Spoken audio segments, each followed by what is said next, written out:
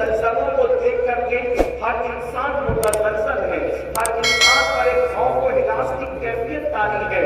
اور ترکی اور شام کے اندر جو زلزلے آئے ہیں اسی کے ساتھ ساتھ دانشوروں نے یہ بھی پیشین گوئی کی ہے کہ اب وہ صرف 2 ملکوں میں زلزلوں کی بات نہیں ہے بلکہ کئی ملکوں پر اس وقت زلزلوں کی پیشین گوئی کی تلوار لٹک رہی ہے، یعنی کئی ملکوں کے اندر مزید زلزلے آ سکتے ہیں۔ اس لیے ہر انسان بے چین ہے، ہر انسان بے قرار ہے، ہر انسان مضطرب ہے۔ اللہ اکبر، آپ نے یوٹیوب کے ذریعے سے اور ویڈیوز کے ذریعے سے اور نیوز کے ذریعے سے شام اور ترکی کا زلزلہ دیکھا ہوگا۔ بڑی بڑی عمارتیں اللہ اکبر زمین کے سینے کے اندر دفن ہو گئی۔ آپ ذرا غور فرمائیں، میرے آقا صلی اللہ علیہ وسلم کے دیوانوں، جس وقت ترکی میں زلزلہ آیا، کیا ترکی والوں نے یا سیریا والوں نے کبھی سوچا بھی ہوگا کہ ہمارے درمیان ایک ایسا عذاب آئے گا؟ اور وہ لوگ جو دولت کے اندر کھیل رہے تھے، وہ لوگ جو دولت کی بے کھیل میں مست تھے، کیا انہوں نے سوچا تھا کہ وہ خیمے میں پناہ لینے کے مجبور ہو جائیں گے؟ لوگوں کو بھیک دینے والے ان کے ہاتھوں میں بھیک کے کٹورے آ جائیں گے۔ اللہ اکبر، میرے آقا صلی اللہ علیہ وسلم کے پیارے دیوانوں، یاد رکھنا مصیبت کسی پر بھی آئے، مومن کی شان یہ ہے کہ مومن کسی بھی مصیبت زدہ کو دیکھ کر اس سے عبرت حاصل کرتا ہے۔ کسی مفکر نے کہا تھا اگر دوسروں کو دیکھ کر تم عبرت حاصل نہیں کرو گے تو تم بھی عبرت بنا دیے جاؤ گے۔ قرآن کہتا ہے فَاعْتَبِرُوا يَا أُولِي الْأَبْصَارِ، اے آنکھ والو عبرت حاصل کرو۔ آنکھیں پکچر کے پوسٹر کے لیے نہیں دی گئی ہے، آنکھیں فلموں کے لیے نہیں دی گئی ہے، آنکھیں گندی پکچروں کے لیے نہیں دی گئی ہے، آنکھیں آوازی کے لیے نہیں دی گئی ہے۔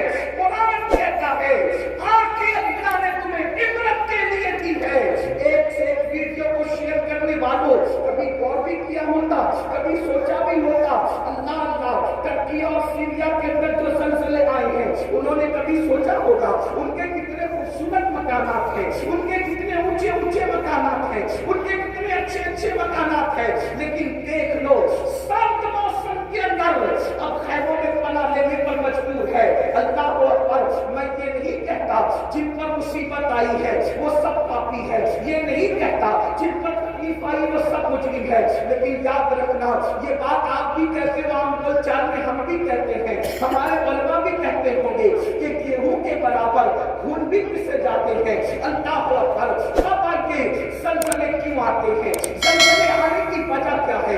اگر ہم نے اس پر نظر نہیں کی تو اللہ نہ کرے جتنی سخت مصیبت میں وہ گرفتار ہے اس سے بڑی مصیبت ہم پر بھی آ سکتی ہے۔ میرے آقا صلی اللہ علیہ وسلم کے دیوانوں، زلزلے آنے کی 2 وجوہات بتائی جاتی ہے۔ ایک تو طبعی وجہ ہے جس کو سائنسداں لوگ بتاتے ہیں، یعنی کہ جو ہے وہ سیار مادوں میں ایسا ہوتا ہے تو زلزلہ آتا ہے۔ پھر کہتے ہیں کہ پلیٹوں کے اندر اختلاف ہو جاتا ہے تو زلزلہ آتا ہے۔ گویا کہ طبعی وجوہات، جیسے مثال کے طور پر ہم بیمار پڑتے ہیں اس کی ایک طبعی وجوہات ہے، اس کی کچھ طبعی وجوہات ہے۔ مثال کے طور پر زکام ہو گیا تو کیوں ہوا، تو دہی کھا لیا تو کھانسی آ رہی ہے، اسی طریقے سے ٹھنڈا پی لیا تو زکام ہو گیا، اسی طریقے سے جو ہے شربت پی لیا تو یہ ہو گیا۔ یہ وجوہات طبعی وجوہات بتائی جاتی ہے، لیکن ایک دوسری وجہ ہوتی ہے اور وہ حقیقی وجہ ہوتی ہے اور وہ سچی وجہ ہوتی ہے۔ یاد رکھنا، آپ سے پوچھنا چاہتا ہوں، اگر شربت بیمار کرتا ہے، توجہ کرنا، اگر شربت سردی کرتا ہے تو 4 لوگ شربت پیتے ہیں، سردی ایک ہی کو کیوں ہوتی ہے، 3 لوگوں کو کیوں نہیں ہوتی؟ اگر سب کو شربت نقصان پہنچاتا تو نقصان سب کو پہنچانا چاہیے تھا۔ اسی طریقے سے اگر مرچی سے موشن ہوتے ہیں تو 4 لوگوں نے کھائی تو ایک ہی کو کیوں ہوئی، 3 کو کیوں نہیں ہوئی؟ اس کا مطلب یہ ہے ہم ریزن تلاش کرنے میں طبعیات میں تو پھنسے ہوئے ہیں لیکن حقیقت پر ہماری نظر نہیں ہے۔ لیکن آج کے قرآن و سنت کو ماننے والوں، جب بھی کوئی مصیبت آتی ہے تو ہم قرآن اور حدیث میں اس کی وجہ تلاش کرتے ہیں۔ کیا وجہ ہے؟ قرآن و حدیث میں تلاش کریں۔ میں آپ سب کی توجہ چاہتا ہوں، ذرا غور فرمائیں۔ اللہ اکبر، اب طبعی وجوہات تو بتا دی گئی، سیال مادوں میں ایسا ہوا تو ایسا ہو گیا، پلیٹوں میں तो ये हो गया, लेकिन हकीकी वजह क्या है? अब हकीकी वजह कुरान बयान करता है, उसको दिल के कानों से सुनना।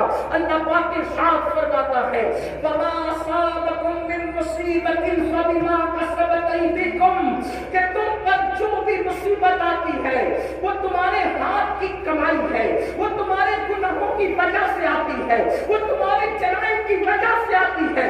पता चला हम पर जो भी मुसीबत आती है वो गुनाह की वजह से आती है।